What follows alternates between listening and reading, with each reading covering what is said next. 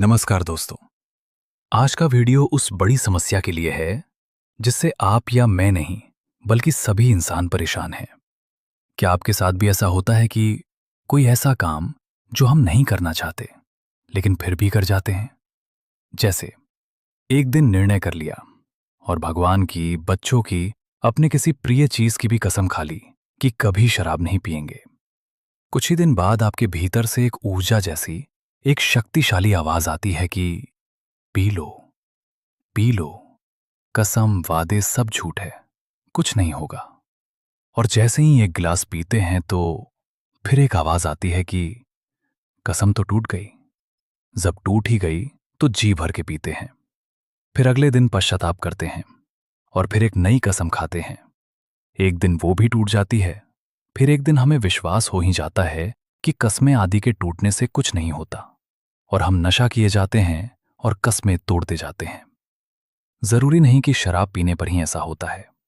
बहुत लोगों की इच्छा होती है कि अब ब्रह्मचर्य का पालन करेंगे। अगर शादी हो रखी है तो संभोग, और शादी नहीं हुई है तो हस्त मैथुन कभी नहीं करेंगे। कुछ दिन तक तो वे ऐसे जीते हैं मानो काम वासना से मुक्ति पा ही ली हो। और मजे की बात है, दिन भी गिनते हैं कि आज इतने दिन हो गए।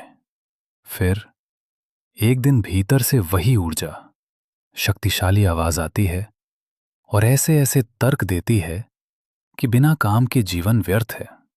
अरे भगवान ने ही तो सब बनाया है, ये तो प्रकृति का नियम है। अरे हम तो परमात्मा के हाथों की कठपुतलियां हैं। और हमारा ब्रह्मचर्य ऐसे गायब हो जाता है जैसे शेर के आने से सभी हिरन। इससे ज्यादा आश्चर्य की बात तो यह है कि जैसे ही ब्रह्मचर्य टूटा, फिर नई कसम, नए नियम बनाते हैं कि अब नहीं टूटेगा। और ऐसा चलता ही रहता है। ये सब छोड़िए, आप सिर्फ इतना कहिए कि कल सुबह जल्दी उठेंगे।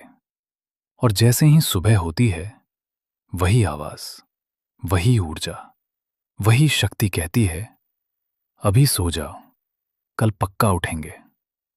इसी कल के चक्कर में आदमी को पक्का विश्वास हो जाता है कि उससे जल्दी नहीं उठा जाएगा। आदमी बेचारा इन सभी चीजों से मुक्ति पाने के लिए सब तरीके, सब उपाय करता है।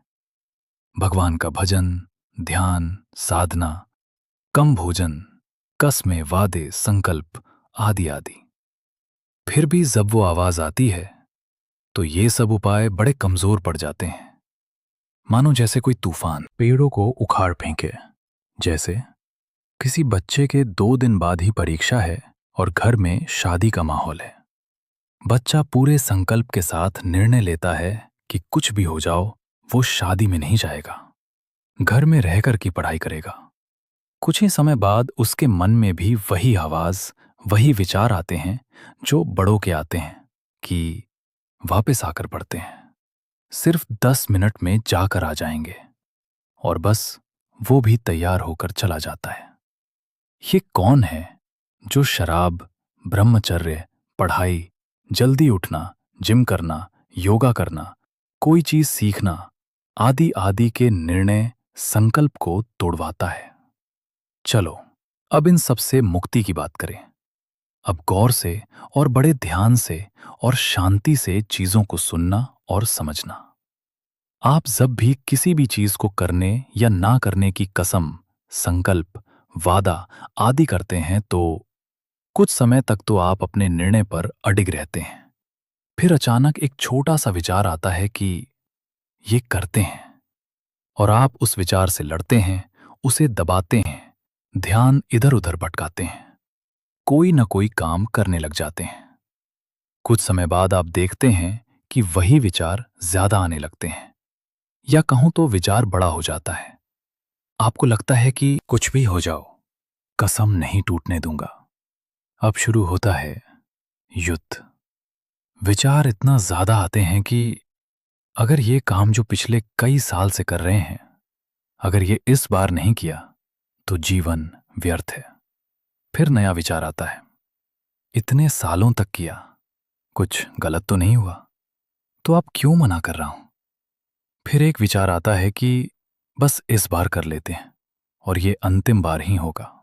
फिर नहीं, विचार यही नहीं रुकते। फिर अंतिम में एक विचार और आता है कि हाँ हाँ, मैं हूं कमजोर, मुझसे नहीं पूरे होते संकल्प, और हर बार टूट जाते हैं, और इस बार भी तोड़ रहा हूं। बस ये एक अंतिम विचार, और आप वो काम कर ही देते हो। अब एक बात बिल्कुल ही साफ कर देता हूं कि जो तुमको भीतर से एक शक्तिशाली आवाज सुनाई देती है, जो कहती है ये काम करो, करो, करो, जिसका आदेश आप कभी ठुकरा ही नहीं पाते, वो आवाज आपकी है ही नहीं। आप जीवन भर यही समझते रहोगे कि ये मेरी आवाज है और इसे पूरा करना मेरा धर्म, कर्तव्य है। वो आवाज तुम्हारी है ही नहीं, वो वृत्ति की आवाज है। वृत्ति का मतलब कुछ ऐसा जो आपको ऊंचाई से जाने से रोके, जो सिर्फ और सिर्फ आपको भोग विलास के लिए कहे, जो आपको हर समय एक अंधेरे में, एक धोखे में रखे। वृत्ति का संबंध आपसे इस प्रकार है जैसे बचपन से ही आपके शरीर में कोई कीड़ा या बिच्छू चिपक गया हो और आपको ऐसा लगने लग जाए कि ये कोई कीड़ा या बिच्छू नहीं, बल्कि मेरे शरीर का अंग ही है। लेकिन धीरे धीरे वो कीड़ा आपके शरीर का सारा खून पीकर आपको कमजोर कर देता है। आप खाना पीना भी इसीलिए ही कर रहे होते हैं कि उस खाने से आपके शरीर में खून मांस आदि बनेगा, जिसे वो कीड़ा भूखा ना रहे। अब मान लो आपने कसम ली ये काम नहीं करेंगे। उस काम को ना करने से उस कीड़े को आहार मिलना बंद हो गया, तो वो अंदर से चीखता है कि ये काम करो ताकि मैं भूखा ना मर जाऊं। लेकिन आपने तो उस कीड़े को अपना शरीर का अंग ही माना है। अगर कीड़ा भूखा मर रहा है तो आपको लगेगा मैं मर रहा हूं। कीड़े को शराब, सेक्स, चोरी, भोग विलास आदि करके मजा आता है, तो आपको लगता है कि मुझे मजा आया, तो बस आप वो काम करते जाते हैं। इससे एक बात और साफ हो जाती है कि आज तक आपकी जो भी इच्छा थी, जैसे किसी लड़की से या लड़के से प्रेम हो गया, आप शादी करने की इच्छा, बड़ा घर, बिजनेस, नौकरी, अच्छा खाने पीने की इच्छा, नशा करने की इच्छा, भोग विलास करने की इच्छा, मतलब छोटी से छोटी और बड़ी से बड़ी इच्छा भी आपकी नहीं, बल्कि इस वृत्ति की थी। आप तो पागल या नौकर या मूर्खों की भांति उसकी इच्छा पूरी करने लग गए। इच्छा पूरी होने के बाद भी पूरी नहीं होती, बल्कि उससे भी बड़ी इच्छा आती है। तुम सोचते हो कि ये भी मेरी ही इच्छा है और तुम फिर से उसे पूरा करने लग जाते हो। इससे मुक्त होने का सबसे अच्छा उपाय यह है कि सिर्फ एक ऐसा काम चुन लो, उस काम को आपका समर्थन हो, उसे पूरा करने के पीछे आपकी ताकत, बुद्धि काम कर रही हो। उस काम को आपने समय नहीं बल्कि जीवन दे दिया, और जैसे ही आप उस काम को करोगे तो यही कीड़ा या वृत्ति बोलेगी, अरे 4 दिन की जिंदगी है, छोड़ो ये सब, देखो पूरी दुनिया मजे ले रही है, तुम पागल बने बैठे हो। अगर आप फिर भी अपना काम करते रहें तो यही वृत्ति नया प्रयास करेगी कि भूख लगी है, कुछ खा लो फिर अपना काम करना। कोई बुला रहा है, या उसने तुझे एक गाली दी थी, देखो पड़ोस में झगड़ा हो गया। कुल मिलाकर बात यह है कि आप अपना काम छोड़ो, लेकिन आप एक पत्थर की मूर्त की भांति वही के वही हो। वृत्तियां उठी, लेकिन जब आपने उनकी नहीं सुनी तो चली गई, और आप वही के वही अपना काम करते रहे। बस इतने से प्रयास के बाद उस काम के लिए आपको कसम, साधना, संकल्प, तपस्या करनी नहीं पड़ेगी। आप स्वतः ही वृत्तियों से मुक्त हो जाओगे। जैसे ही मुक्त होते हो, ठीक उसी समय एक ऐसी शांति, ऐसी शक्ति, ऐसे आनंद का अनुभव होगा जो आपका अपना या स्वयं की अनुभूति होगी।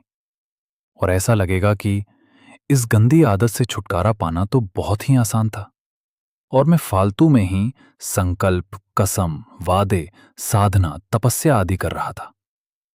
अंत में आप सभी से एक बात और कहना चाहूंगा कि माँ बाप ने सिर्फ हमारे शरीर को ही जन्म दिया है, और हमारे जन्म की जिम्मेदारी हमारे स्वयं की है।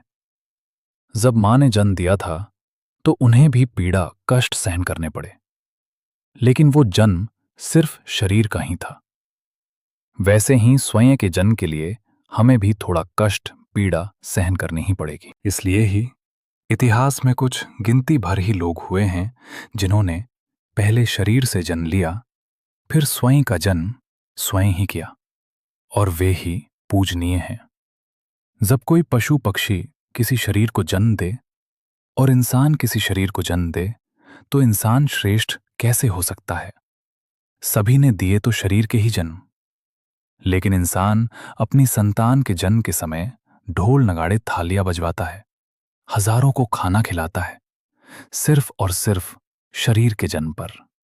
हां, अगर कोई इंसान पहले शरीर से जन्म ले, फिर स्वयं को जन्म दे, तो निश्चित ही ये बड़े सौभाग्य, श्रेष्ठ, थाली ढोल बजाने, लोगों को खाना खिलाने की बात है।